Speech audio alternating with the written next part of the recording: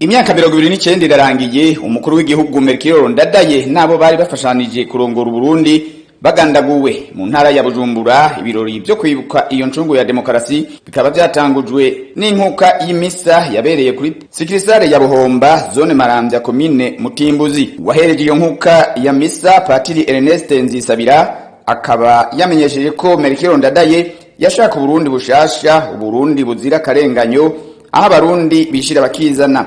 Ariko rero inkozi zikibi zikaba zaciye zimugandagura.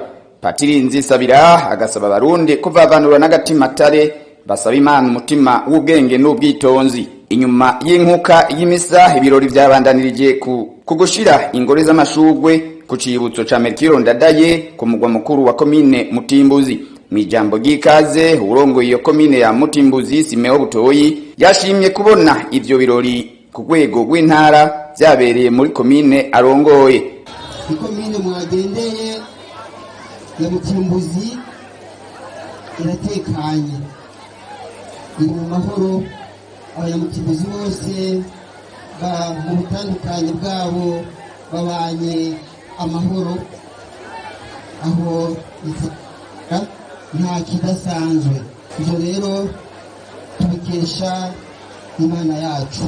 Aya mahoro turimo uno munsi wa mbere yaharaniye ataho arayazira yari nyakwigendera Ndadaye Melchior. Mwese murabizi, tutabyirengagije yaharanira ukungana kw'abarundi, yaharanira yagwanya akarenganyo, yavuga ati nta mwana n'ikimuntu. Iyo abarundi tumwumvira, aya mahoro turimo twari kuyaronka kijya gihe, kuko ngo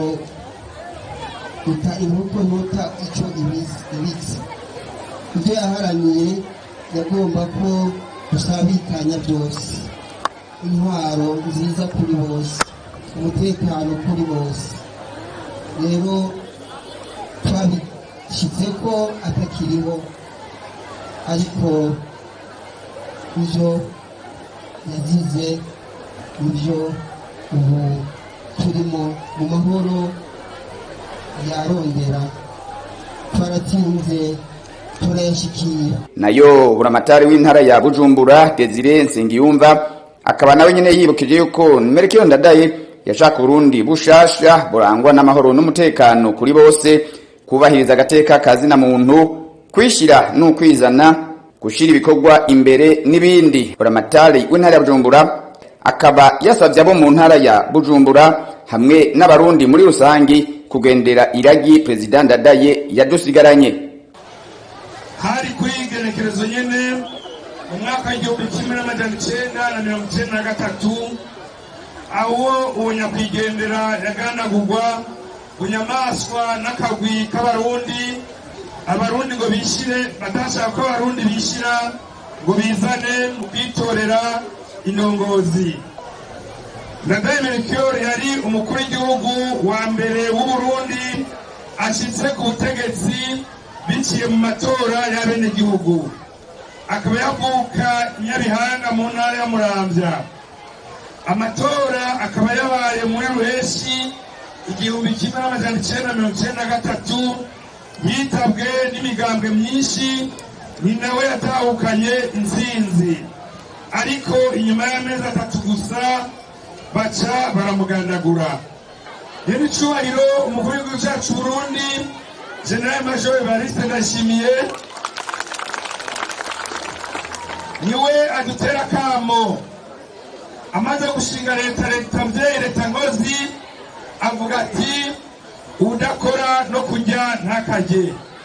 Tugwanye rero ubunebwe, tugwanye amarigara, reka tugwanirize hamwe umuntu wese atagomba gukura amaboko mu muzu bakore. Umurimyi rero cyangwa umworozi, umunyamwuga, umukozi wa leta, umwe wese yige uko yoduza umwimbu mu gisata arimwo, maze umunwa wose uzoronke icurya n'umufuko uzoronke amafaranga. Ugukorera hamwe rero mu mashyirahamwe n'amakoperative nyakwigendera yarabishyira imbere cyane.